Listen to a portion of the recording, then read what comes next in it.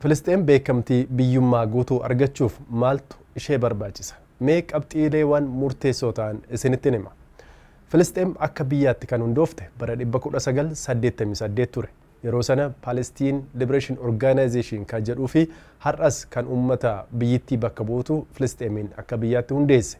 Haa ta'u malee akka addunyaa guutuutti beekamtii biyyummaa guutuu ta'e hin qabdu. Haa ta'u malee miseensota UN 193 keessaa beekamtii biyyummaa kennaniifi jiru.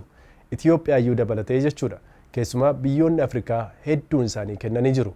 Haga bara 2011tti Eertiraa fi Kaameruun irraatii kanaaf biyyoonni Afrikaa hundumtuu beekamtii biyyummaa Filisxeemiif kennanii jiru.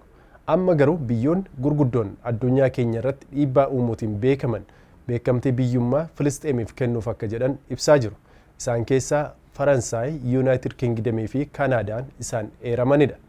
Kora UN ji'a fulbaanaa gaggeeffamu irratti dhimmi Filisxeem tokko ta'ee ni ka'a. Achirratti biyyoonni addunyaa keenya ejjennoo qaban ni ibsu jedhamees eegama. Erga bara 2012 as Filisxeem UN keessatti taa'umsa tokko ni qabdi. Achi keessatti yaada kaasuu fi mormuuf illee mirga ni qabdi. Mirga isheen achi keessatti hin qabne haga ammaatti sagalee kennuun filannoo adda addaa irratti hirmaachuu qofadha.